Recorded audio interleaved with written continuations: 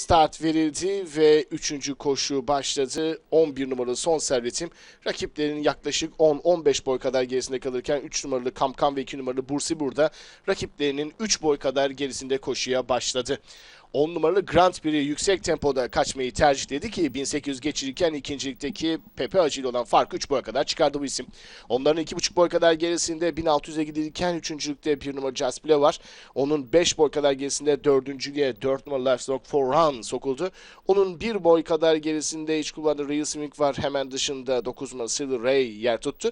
Bu ikinin 2,5 boy kadar gerisinde iç kulvara yakın Kar, hemen dışında Red Sox tek at gibiler. Onların hemen dışına gecikmeli başlamasına rağmen doldurup geldi Son Servetim. Son Servetim'in 2 boy kadar gerisinde Bursi 1, Bursi 1'in 2,5 boy kadar gerisinde grubun son sırasında Kamkam şeklinde 1200'ü geçmek üzereyiz. 10 numaralı Grand Prix kaçıyor. Fark 3 boy kadar. Pepe Hacı ve iç kulvardaki 1 numaralı Just Bleu 2 ve 3 olarak takipteler. Bu ikiliyle gerideki grup arasındaki fark da buralarda hızla eridi. İç kulvarda Real Swing, hemen dışında Livestock for Run, onların dışında yer tutan isim Silver Ray.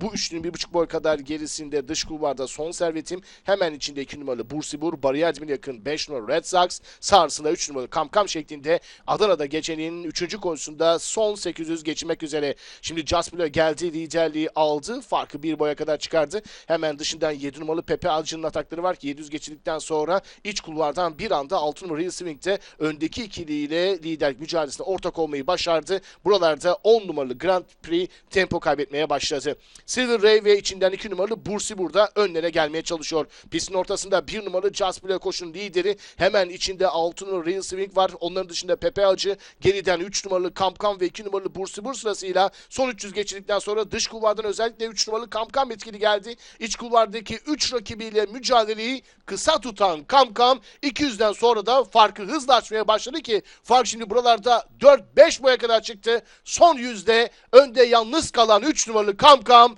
farkı koruyor ve koşuyu da değişen jokeyi Mehmet Kaya ile kazanıyor. 2 numaralı Bursibur ikinci oldu. 7 numaralı Pepe Acı üçüncü olurken 6 numaralı Real Swing tabelayı tamamladı. Üçüncü koşuyu 3 numaralı Kamkam Mehmet Kaya ile kazandı.